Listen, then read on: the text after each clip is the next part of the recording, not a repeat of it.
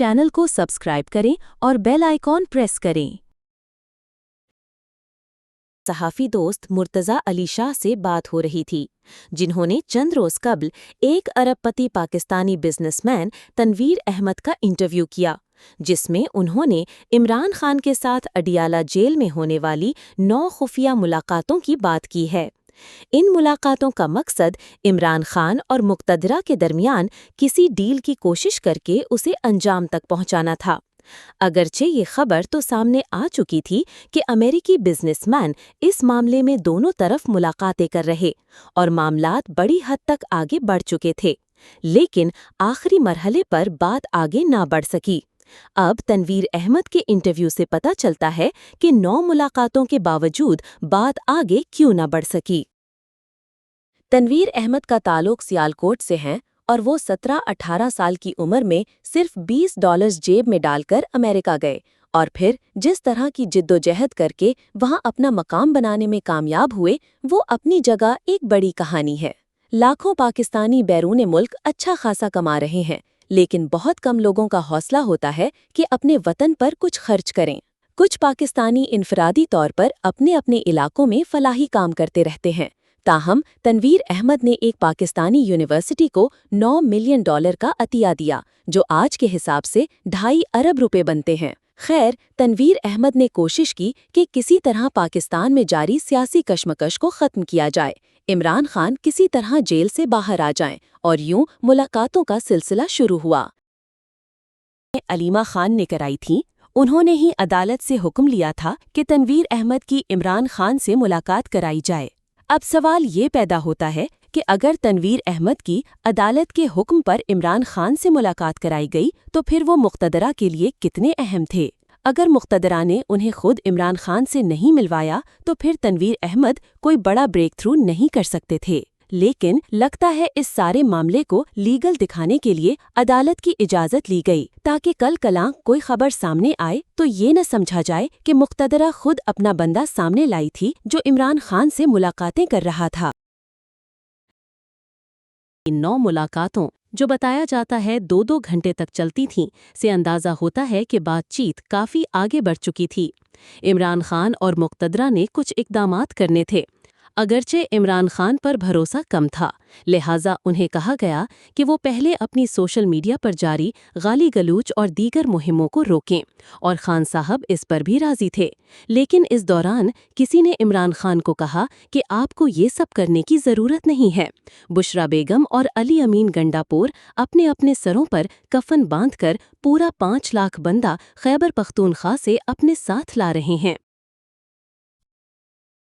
इनकलाब लाएंगे। पख्तून नौजवान वज़ीर आज़म हाउस और दीगर सरकारी इदारों में घुस जाएंगे और यूं हसीना वाजिद की तरह मौजूदा हुक्मरान फरार हो जाएंगे। आप बस 2 दिन इंतज़ार करें, फिर आप जेल से बाहर होंगे।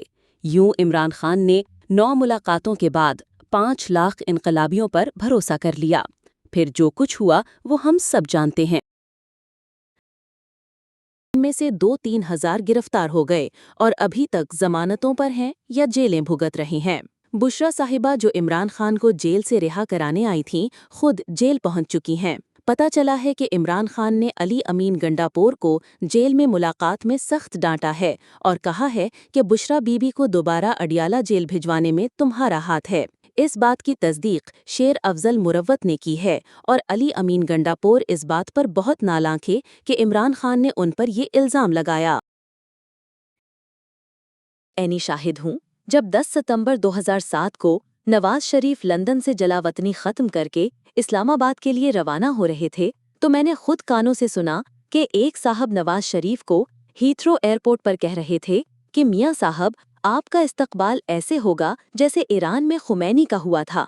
लाखों का मजमा इस्लामाबाद एयरपोर्ट में दाखिल होकर आपको जहाज के अंदर से उठाकर बाहर ले जाएगा और आप जीटी रोड से बड़े जुलूस के साथ लाहौर पहुंचेंगे। मजे की बात यह है कि मियाँ साहब भी इस पर यकीन किए बैठे थे कि उन्हें लेने के लिए लाखों लोग एयरपोर्ट पर मौजूद होंगे। एयरपोर्ट पर उतरे तो न बंदा न बंदे की जात। नवाज शरीफ को पकड़कर वहां पहले से मौजूद जहाज में बिठाकर जद्दा भेज दिया गया।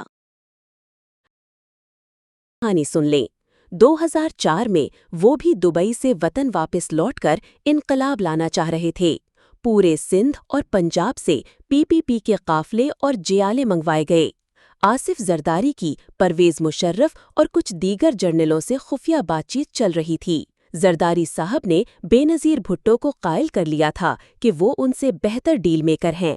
वो पाकिस्तान जाकर लाहौर में इतना बड़ा मजमा इकट्ठा कर लेंगे कि परवेज मुशर्रफ परवेज इलाही को बरतरफ करके नए इलेक्शन कराएंगे और पीपीपी को इक़्तिदार मिल जाएगा। बीबी ने भी यकीन कर लिया। मैं उस जहाज में था जो आसिफ जरदारी को लेकर लाहौर उतरा और पूरा रास्ता इनकलाब के नारे लगते रहे। जहाज उतरा तो मरहूम एसपी मोबीन जहाज के अंदर आए, जरदारी साहब को सैल्यूट मारा और कहा, सर चले। बड़े मुअद्दबाना अंदाज में जरदारी साहब उठे और बाहर खड़ी गाड़ी में बैठकर लाहौर में वाक़े अपने घर चले गए। सड़कों पर जियालों को पुलिस मार रही थी और एयरपोर्ट पर पुलिस ने सहाफ़ियों को भी फेंटी लगाई और अगले दिन जरदारी साहब दुबई की टिकट लेकर वापस लौट गए।